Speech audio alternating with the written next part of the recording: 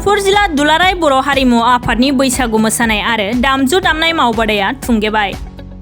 बर' हारिनि हारिमुखौ फोथांना लाखिनो आरो मुलागाव सिनायथि होनायजों आरो जौगाहोनो थाखाय तामुलपुर जिला दुलाराय बर' हारिमु आफादनि बानजायनायाव तामुलपुर महकुमायाव थानाय मथंगा सेराव थांनाय 2 एप्रिलनिफ्राय खुंनाय बर'नि बैसागु मोसानाय आरो दोरोङारि दामजु दामनाय जेरै खाम, सेरजा आरो सिफुं मावबादाखौ 8 सान खुंनाय जादोंमोन।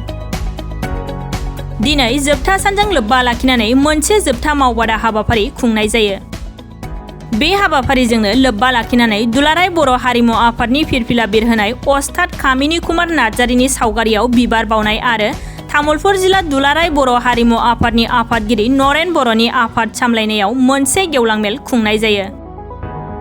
बे गेवलां मेलखौ बेखेवना होयो तामुलपुर जिला एबसुनि गाहाय नेहाथारि अजित बर'आ।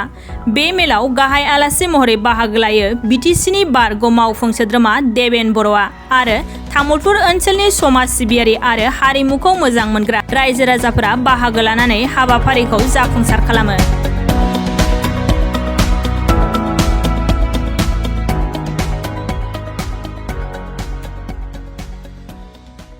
तामुलपुर जिल्ला दुलाराय बर' हारिमु आफादनि बानजायनायाव जोंनि तामुलपुरनि मथंगा सेरनि जि कालचारेल कमप्लेक्स, बे कालचारेल कमप्लेक्सआव 2 एप्रिलनिफ्राय दिनैसिम एबा 9 एप्रिलसिम जि सान 8नि थाखाय बैसागु मोसानाय आरो बर'नि दामजु जेरै खाम, सिफुं, सेरजा बे मोनथाम दामजु दामनाय जि मावबादानि दिनै जोबथा हाबाफारि।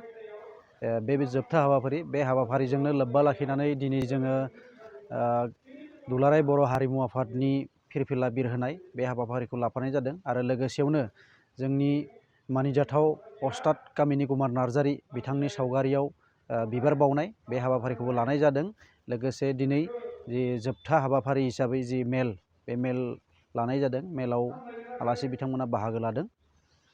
बेखिनियानो। गासै 75 मोसाखावरि बिथांमोना बाहागो लादों आरो दामजु दामगिरि 16 जन गासै। दा बे मावबादाखौ जोङो फोरमायनो सानो माने जोंनि साननाया जादों मा दा दिनै जों नुनो मोनदों जे बैसागो रंजानाय बा जोंनि बैसागु मागिनाय बे जोंनि बर'नि मोनसे हारिमु। बे हारिमुआव माने गोबांखौनो जों नुनो मोनो माने केसेट दामनानै बा बायदिसिना माने खावब्ला सिबला होनना बुंनांगोन जोङो जेरै दा माने ससमा गाननाय माबा गाननाय बिदि लंपेन्ट गाननाय मोसाना मागिनाय नुनो मोनो। जाहाथे बेफोरखौ खालामाब्लासिनो जोंनि गुबै हारिमुनि सिनायथिखौ होनायजों लोगोसे बैसागु रंजानानै जोंनि हारिमुखौबो गोग्गो खालामो बा मेहेरगोनां खालामो, बेनि थाखाय जों बे हाबाफारिखौ लानाय जादों।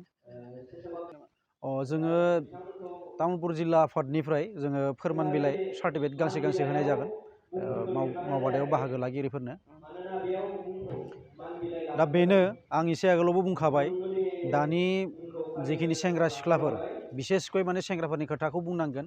माने जोंनि बर' हारिमुनि जिखिनि तारमाने दामनाय देनायानो जा मोसानाय बेफोराव बारा इन्टारेस्ट होआ, माने केसेट मोसानायाव बांसिन इन्टारेस्ट होयो। दा ओंखायनो अब्लाबो माने जों मोनसे गोजोननाय मोनदों जे सेरजा, सिफुं आरो खाम दामनायाव सोलोंनो थाखाय 16 जन सोलोंसाफोरा बेवहाय बाहागो लादों गोदानै। हयथ' बे 16 जननिफ्राय जागायनानै हयथ' इयुनाव आरो बेनिख्रुइ बांसिन जागोन होननानै जों आसा खालामदों।